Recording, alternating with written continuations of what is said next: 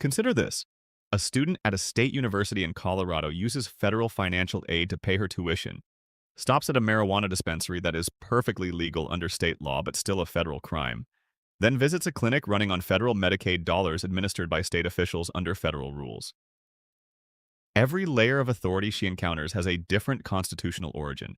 None of it is an accident. All of it is federalism. That tension is not just an everyday inconvenience. Sometimes it becomes a constitutional standoff. In early 2024, Texas erected razor wire and gates along the Rio Grande, blocked U.S. Border Patrol agents from entering, and defied a Supreme Court order to restore access. Texas Lieutenant Governor Dan Patrick told the federal government directly, "You don't need to be here. The Constitution says otherwise, but who has the authority and how do we know?" That is the question this chapter answers. The Texas standoff is a federalism question, the most fundamental question in American politics. Federalism is the constitutional division of authority between a national government and state governments. Each level holds sovereignty in its assigned sphere. Neither can abolish the other. This stands in contrast to a unitary system, where the national government holds all sovereignty, and a confederacy where the states hold it all. The United States chose federalism in 1787 and has been arguing about what it means ever since. The Constitution distributes power three ways. Congress holds 17 enumerated powers: taxing, declaring war, and regulating commerce. Each one is designed to fix a specific failure of the Articles of Confederation. The Necessary and Proper Clause stretches those 17 powers to meet needs the founders could not foresee.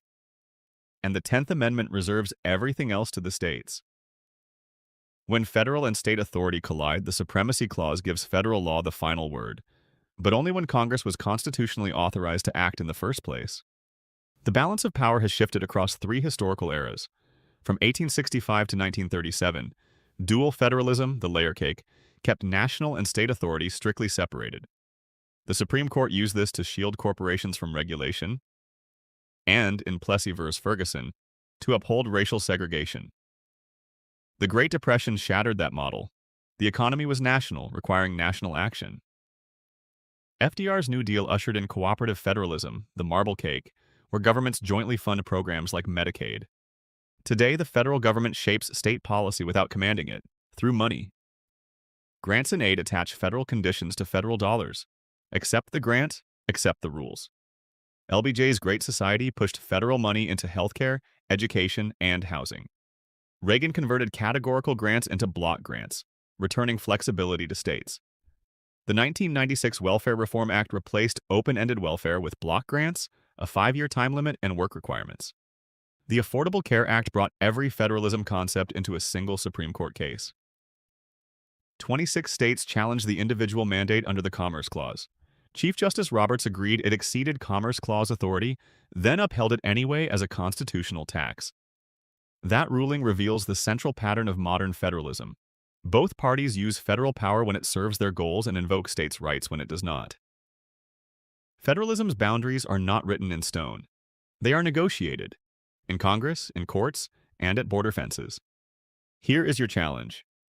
As you work through this chapter, use the Texas border standoff as your running case study.